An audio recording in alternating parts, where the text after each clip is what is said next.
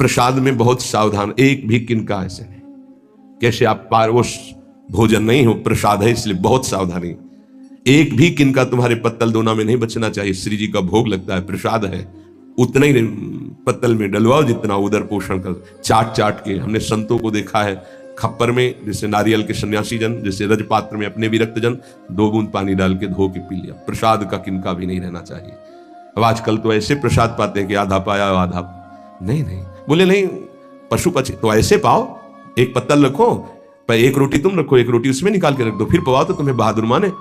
ऐसे और जीव पाएंगे तो बड़ी दया है, तो आधी रोटी आप पालो, शेष पहले निकाल के रख दो, फिर हाथ धो के आचमन करके सम्मान से पवाओ जाके।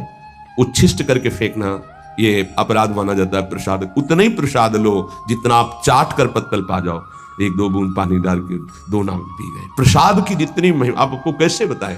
प्रसाद में राधा वल्लभ लाल जी की खिचड़ी का प्रसाद सुबह सबको बंटता है, पीछे जब झांकियां आदि होती, संयोगवशात झांकी दर्शन में ऐसा भाव है कि खड़े रहे वही मंदिर, फिर एकदम ध्यान है कि खिचड़ी प्रसाद नहीं, उस समय कोई परिचय किसी से ज्यादा। पीछे गए तो बोले प्रसाद तो बट गया, तो जहां प्रसाद बटा था वहां 8-10 दाने से एक एक दाना बीन करके जब उसको पाया, फिर दोबारा दर्शन करने गए तो कुछ और ही भाव। प्रसाद को जितना भाव से लेंगे उतना ही आपके अंदर भाव बढ़ेगा। चरणामृत, मेरे प्रभु का स्नान कराया हुआ चरणामृत बड़े भाव से, अगर वस्त्र कोई रुमाल या ऐसे जरूर लगा लें, चरणामृत लेने में ऐसे जरूर लगा, ये वैष्णव पद्धति है। ऐसे लिया और वो कहीं ऐसे टपक के तुम्हारे पैरों में पड़ा, ऐसे नहीं, जब ऐसे चरणामृत ऐसे लेकर। तीसरा है प्रीति, जो हम नाम जप करते हैं, जो गुरुदेव ने दिया है नाम, उसमें अपार प्रीति होनी चाहिए। आज तक का अनुभव कि सबसे कठिन काम है गुरु प्रदत्त नाम और मंत्र को निरंतर चलाना। अरे पता ही नहीं चलता है बकवासी मन कब जो है सरक जाता है, नाम से हट जाता है, फिर एकदम ध्यान करो तो फिर वैसे देखो, साधना में देखो ना आप लोग तो साधक ही कब सरक जाता है। इसको बहुत अच्छा लगता है कि कोई बात करने लगे, किसी तरह समय कटने लगे, क्योंकि जब एकांत होगा साधक तो चढ़ा बैठा रहेगा इसके ऊपर नाम मंत्र, तो ये ऊबता है मन, उसको कुछ चाहिए, प्रपंच चाहिए, तभी बहुत समय हो जाता है, हमारे अंदर कोई दिव्यता नहीं आ पाती है, मंत्र में प्रियता नहीं जागृत हो पाती है। जो गुरुदेव ने दिया है नाम मंत्र, विशेष आदर, विशेष सम्मान, उसके सामने कुछ नहीं, उसके आगे कुछ नहीं, ये बिल्कुल हृदय में बैठा लो भाव उत्पन्न करने के लिए। कोई आकर के आपको कह दे कि ये मंत्र जपो, बहुत जल्दी आपको लाभ मिलेगा, देखो आपको वो मंत्र मिला, अभी तक कुछ अनुभव में आया कि नहीं आया, पर धर्मो भयावहा नहीं, हमें जो गुरुदेव ने दिया है उसी से परीक्षा भी हो सकती है। गुरुदेव प्रदत्त नाम और मंत्र में अत्यंत प्रीति होना, बड़े भाग्यशाली, तभी तो भाव बढ़ता है।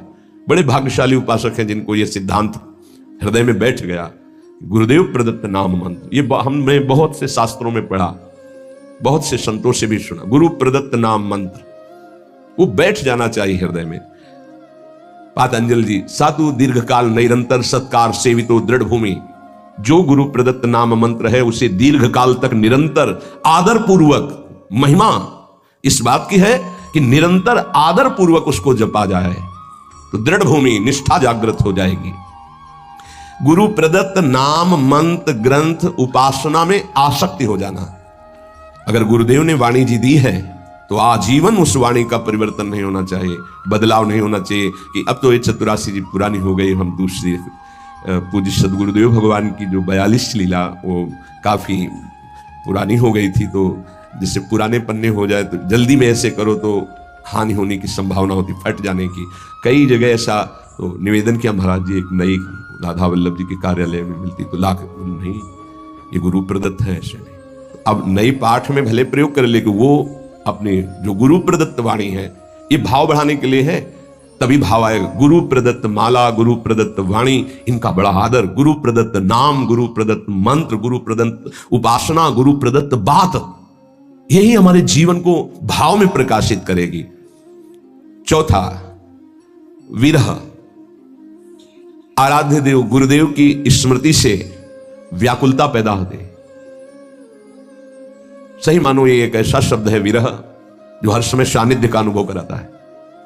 ये बड़ा रहस्यमय है। शब्द तो है विरह, पर हर समय संयोग सुख प्रदान करता रहता है। शब्द है संयोग, पर हर समय व्याकुलता रहती है। इसका रहस्य प्रेमी जन ही जानते हैं। ऐसी जी होत जो जी सो जी मिले, तन सो तन समाई ले, तो देखो कहा हो प्यारी।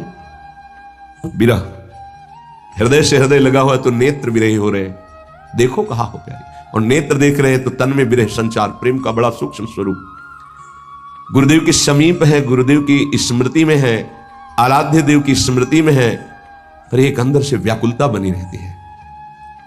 समीपता होने पर भी मनो कभी मिले ही नहीं, एक व्याकुलता, एक अतृप्ति। भरत जी महाराज कह रहे हैं आज तक प्रभु श्री राम को भरनेत्र नहीं देखा। ये हमारे प्रिया प्रीतम दोनों एक ही पुष्पगादी पर विराजमान हैं। दो दिन अंत विहार करे तो लाल प्रिया में भई न चिन्हारी। प्रेम का कैसा स्वरूप है ये, नित्य नवम। ऐसा लगता है कि कभी देखा ही नहीं, कभी मिले ही नहीं, नित्य नवम। विरह आराध्य देव गुरुदेव की स्मृति में चित्त गदगद होकर व्याकुलता पूर्वक उनके सानिध्य के अनुभव की मांग हृदय में। सानिध्य होते हुए भी सानिध्य, तन मन के बिछड़े नहीं पर चाह बढ़े, इससे भाव बढ़ता है। अपने आराध्य देव गुरुदेव का सानिध्य मिला हुआ है, पर फिर भी कहीं ऐसा ना हो जाए, कहीं अधिक प्रीति मन भाव संदेह। जब कोई आश्रय नहीं है, कोई साधन बल नहीं है, जो कुछ है सो गुरुदेव है, तो व्याकुलता पैदा होती, फिर वही विरह रूप धारण करता है। आराध्य देव के विरह में तो बड़े भाग्यशाली जन कोई विरले ही होते हैं जो डूबते हैं, लेकिन उससे भी भाग्यशाली जन होते हैं जो गुरुदेव के विरह में, जैसे श्री विठल विपुल देव जी महाराज, श्री सेवक जी महाराज, बड़े बड़े ऐसे महाप्रभु गुरुदेव के विरह। आराध्य देव गुरुदेव के चिंतन में हृदय गदगद है, मिलन की प्रबल आकांक्षा है और सामने वो मिले हुए हैं। इसीलिए कह रहे हैं विरह प्रतिपल संयोग का अनुभव कराता है। विरही जब पुकारता है तो सामने होता है जिसको पुकारता है, और संयोगी जब हृदय से लगा होता है तो अंदर से होता है कहीं बिछुड़ न जाए। कभी कभी तो ऐसा अनुभव भी हो जाता है कि बिछुड़ गए। अंक स्थिति पिदयते किमपि प्रलापम हा मोहलेति मधुरम विदधत अकस्मात्। गोद में विराजमान होते विहा मोहन हा, वो क्वासी क्वासी वृषभानु नंदिनी बिलपत विपिन। बड़ा सूक्ष्म विषय। हृदय करुणा से भरता रहे उनकी स्मृति में। ऐसी व्याकुलता प्रेम समाधि प्रदान करती है। आंख खुली हुई बैठा हुआ पर अंदर से खोया, अचानक कोई है जी, मनु वहां है ही नहीं। अपने आराध्य देव गुरुदेव के प्रति ऐसी विकलता, ऐसा गाढ़ चिंतन, बड़े भाग्यशाली हैं जिनको ये चिंतन प्राप्त हो जाता है। उठते बैठते, खाते पीते, चलते फिरते, मधुर स्मृति आराध्य देव गुरुदेव की, इससे भाव प्रकट होता है। पांचवा, इतर विचिकित्सा। ये पांचवा बड़ा जोर का है। अपने इष्ट देव और गुरुदेव के सिवा कभी भी किसी से प्रभावित ना होना, ये इतर विचिकित्सा है। इससे भाव की बहुत पुष्टता होती है। ऐसा ही हृदय हो जाता है। अपने आराध्य देव जो गुरुदेव ने दिए हैं और गुरुदेव, इसके सिवा कहीं प्रभावित ना हो जाना, ये उपासक के हृदय की। बार बार हमारे सामने माया फेंकेगी। किसी से प्रभावित ना होने का मतलब आपके सीधे व्यक्ति पर जा रही होगी दृष्टि, नहीं, केवल व्यक्ति नहीं, किसी वस्तु से, किसी पद से, किसी से भी प्रभावित ना होना, किसी से भी प्रभावित ना हो। ये अनन्य इष्ट निष्ठ में, गुरु निष्ठ में ये होती है इतर विचिकित्सा। उपमन्यु जी का चरित्र जो सुनाया, भगवान शंकर के अनन्य थे। तो भगवान शंकर जब उनके जो मनोभिलाषा थी उसकी पूर्ति के लिए दर्शन देने आए तो शिव रूप में नहीं आए, देवराज इंद्र के रूप में आए। अंबाजी और भगवान शिव ऐरावत पर बैठे हुए इंद्र और शची के रूप में, हर शिव पार्षद देवता के रूप में। वरम ब्रूहि, वरदान मांगिए। आंख खोला, देखा, प्रणाम त्रिभुवनपति, आपको तो न मैंने पुकारा है और ना आपका मंत्र जपा, ना आपसे मेरी कोई चाह है। नहीं, वरदान मांगिए। नहीं, मुझे आपसे नहीं चाहिए, आपको प्रणाम है, आप यहां से जा सकते हैं। महाभारत में उनका जो तुम चाहोगे मैं तुम्हें प्रदान कर दूंगा। वरदान मांगे, बोले भगवान शिव मुझे कुत्ता बना दे स्वीकार है, आप देवराजेंद्र बनावे तो मुझे स्वीकार नहीं, आप यहां से चले जाइए, मुझे आपसे कोई वरदान नहीं चाहिए। पहली प्रणाम मुद्रा थी, दूसरी रुद्र रूप। फिर उन्होंने शिव निंदा शुरू कर दी क्योंकि भगवान शिव ही थे। तब उन्होंने कहा ऐसा मत समझिए कि आप मेरे आराध्य देव की निंदा करके यहां से सुरक्षित जा सकते हैं। अगर हमने मंत्र बल का प्रयोग किया तो मैं तुम्हारे एराव सहित समस्त पार्षदों सहित तुम्हें यही भस्म कर सकता हूं भगवान शंकर के प्रभाव से, इसलिए आप सम्मान पूर्वक अभी वापस चले जाइए। फिर भी नहीं माने, क्योंकि शिव ही थे। तत्काल अघोर मंत्र का प्रयोग करके भस्म करने की जो ही संकल्प वृत्ति की नंदिकेश्वर ने रोक दिया, और देखा साक्षात गौरांग गंगाधर महादेव और त्रिपुर सुंदरी भगवती लौट गए चरणों, बोले तुम्हारी अनन्य निष्ठा देखकर मैं बहुत प्रसन्न हूं। वरदानों की छड़ी लगा दी।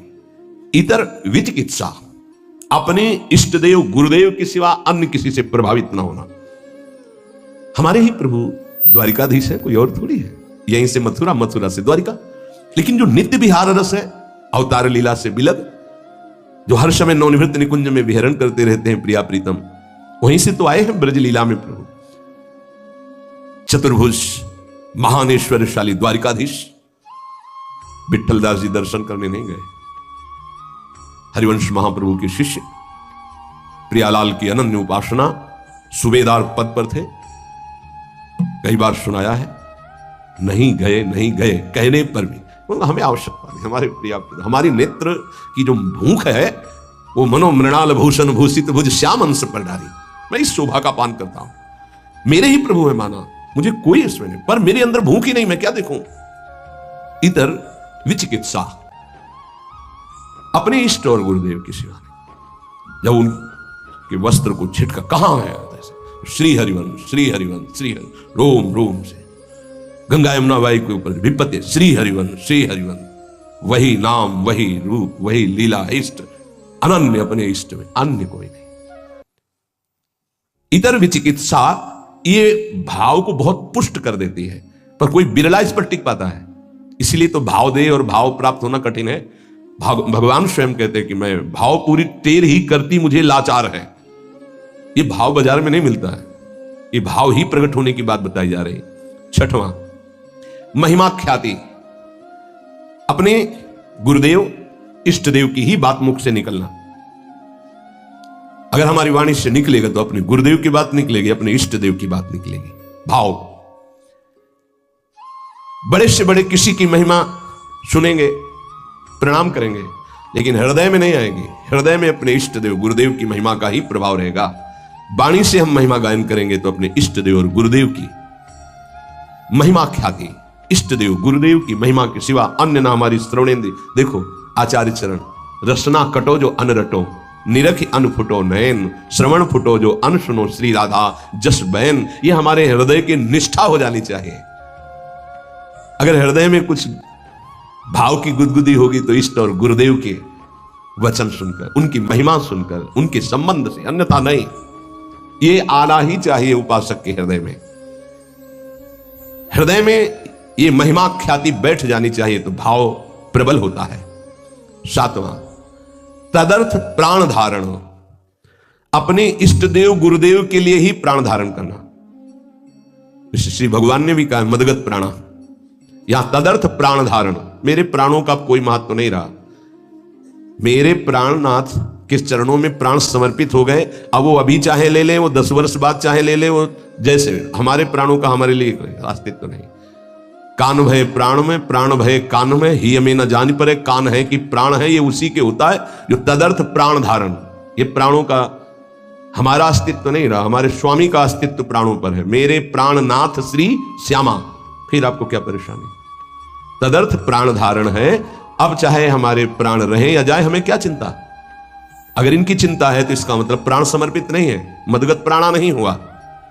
अपने गुरुदेव इष्ट देव के लिए प्राण धारण करना। इसीलिए ये जो बड़े बड़े महापुरुषों के चरित्र सुनते हैं ना, तो इष्ट देव को प्राण समर्पित है, उन्होंने स्वीकार कर लिया। अब क्या, उनको प्रश्न नहीं है कोई, उनको कोई पीड़ा नहीं है, पीड़ा होते हुए भी पीड़ा नहीं है। प्राण छूटने का भय उसको होता है जिसके प्राण होते हो, तो उनके प्राण प्राणनाथ के पास पहले ही समर्पित हो चुके हैं, उनको क्या भय। अपने इष्ट देव गुरुदेव के लिए प्रत्येक क्रिया अनन्य भाव से होना ही प्राण धारण करना है, तदर्थ प्राण धारण करना है। हमारे शरीर से, हमारे प्राणों से अब जो चेष्टा होगी वो आराध्य देव और गुरुदेव की आज्ञा के अनुसार उन्हीं के लिए होगी, तदर्थ उन्हीं के लिए होगी। तब प्राणों का समर्पण हो जाता है। हमारे प्राणनाथ श्री श्यामा है, उन्हीं के लिए, वही हमारे गुरुदेव है, गुरुदेव ही श्यामा जी है, उन्हीं की आज्ञा में, उन्हीं के लिए मेरा जीवन समर्पित है, उनकी आज्ञा में प्राण रहे चाहे चले जाए इसकी परवाह नहीं। तदर्थ प्राण धारण, इससे भाव पुष्ट होता है। 8वां तदीयता, अपना संबंध केवल इष्ट देव गुरुदेव से, हमारा और कोई नहीं है। तदर्थ प्राण धारण। अब तदीयता, सर्वस्व हमारे इष्ट देव गुरुदेव है, सर्वस्व, उनके सिवा हमारा कोई नहीं है। ये सिद्धि है, ये साधना नहीं है, ये जिसके हृदय में आ गई उसकी सिद्धि है। ना कोई मेरा, तुम्हें माता च पिता तुम्हें, तुम्हें बंधुश्च सखा तुम्हें, तुम्हें विद्या द्रविणं तुम्हें सर्वम मम देव देव। ये है तदीयता। आप ही मेरे माँ हो, आप ही मेरे पिता हो, आप ही मेरे इष्ट, आप ही मेरे सब कुछ हो, धन हो, संपत्ति हो, विद्या हो, संबंधी हो, रिश्ते जितने हो सब आप ही हो। तदीयता, अपने इष्ट गुरुदेव के अलावा और कहीं किसी से प्रियता ना रह जाना। इसका परिचय, अगर आपसे कह दिया कि आपको किसी से संबंधी से बात नहीं करना है, वो आपने छुप के बात की, फिर कभी पूछा आपने बात की नहीं, आपकी प्रधानता उस संबंधी की हो गई, गुरु संबंध इष्ट की नहीं, हाँ जी, तो आपने गलती क्यों की, मना किया था, भूल से हो गई, आगे से कभी दोबारा शिकायत नहीं मिलेगी। तो तदर्थ प्राण धारण जो वृत्ति थी वो तदीयता में बदल गई। जहां तदीयता आई, भाव की लहर उठने लगती, केवल मेरे इष्ट देव गुरुदेव। देख लो अनन्य रसिकों के चरित्रों को पढ़ करके देख लो आप, आश्चर्य, छोटी सी वाणी है रसिक अनन्य माल। देखो रसिक अनन्यों के चरित्र पढ़ के देखो, होश उड़ जाएंगे कि ये किस धरा के हैं, कैसे कैसे उनके साथ व्यवहार हो रहे हैं और कैसे कैसे उनके भाव है। आश्चर्यचकित व्यवहार में तो कहीं कोई समझ ही नहीं सकता कि ऐसा कैसे हो सकता है। तदीयता, सब कुछ अपने इष्ट को मानना, गुरुदेव को मानना। देखो ये भाव है, भाव आ गया तो भाववश भगवान, भगवान अधीन हो जाते हैं, ये भाव की बात है। तदीयता, सब कुछ अपने इष्ट को मानना, गुरुदेव को मानना। इष्ट और गुरुदेव एक है। इष्ट ही गुरुदेव के रूप में आके साधन का रहस्य समझाते हैं। जब साधन बनता है तो अनुभव जो होता है वो गुरुदेव का ही होता है। गुरु साक्षात परब्रह्म वही इष्ट रूप में अनुभव में आ जाते हैं। इष्ट और गुरुदेव दो नहीं है, कहने में केवल दो है। 9वां सर्वत्र तदभावः, बहुत सुंदर बात है, अद्भुत क्रम है। तदर्थ प्राण धारणा, तदीयता और तदभावः, सर्वत्र तदभावः। गुरुदेव अखंड मंडलाकारम व्याप्तमेन चराचरम, मेरे गुरुदेव ही की सत्ता है। हम किसी को नमस्कार करें, अपने गुरुदेव को नमस्कार। मेरे गुरुदेव सब जड़ चैतन्य में व्याप्त गुरुदेव हैं।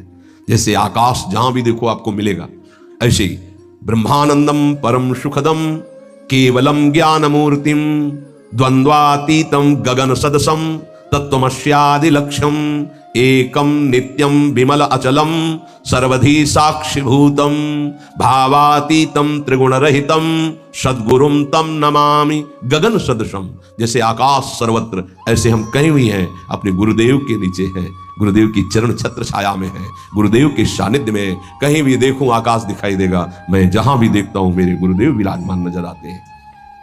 सर्वत्र तद्भावः, इष्ट देव गुरुदेव। सर्वान वस्तुतया निरीक्ष परम स्वाराध्य बुद्धि। धीरे धीरे भाव बदल जाएगा, व्यक्ति का महत्व नहीं रह जाता, इष्ट का महत्व जागृत हो जाता है। फिर इष्ट ही दिखाई देते, व्यक्ति नहीं दिखाई देता।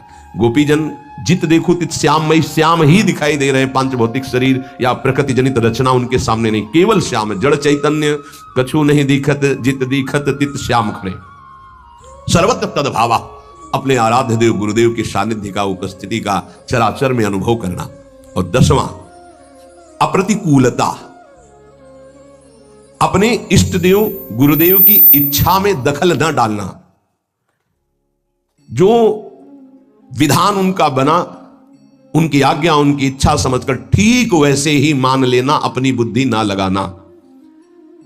लोक दृष्टि से, कुल दृष्टि से, अपने शरीर दृष्टि से, हित दृष्टि से कोई भी उनके प्रतिकूल संकल्प, आचरण, विचार ना करना। ये 10वां अप्रतिकूलता।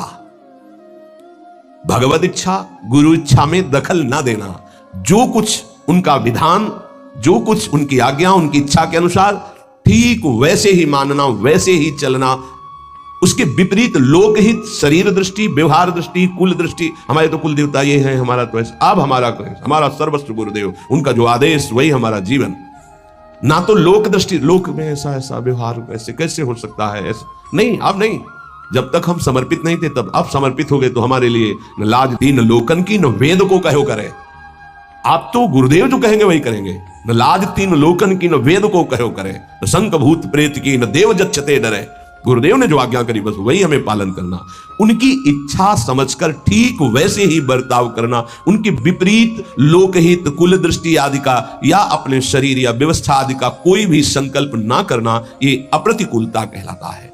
इन 10 भावों का पालन करने वाले के अंदर भगवान को अधीन करने वाला भाव प्रकट हो जाता है। सम्मान, बहुमान, प्रीति, विरह, इतर विचिकित्सा, महिमाख्याति, तदर्थ प्राणधारण, तदीयता, सर्वत्र तदभाव।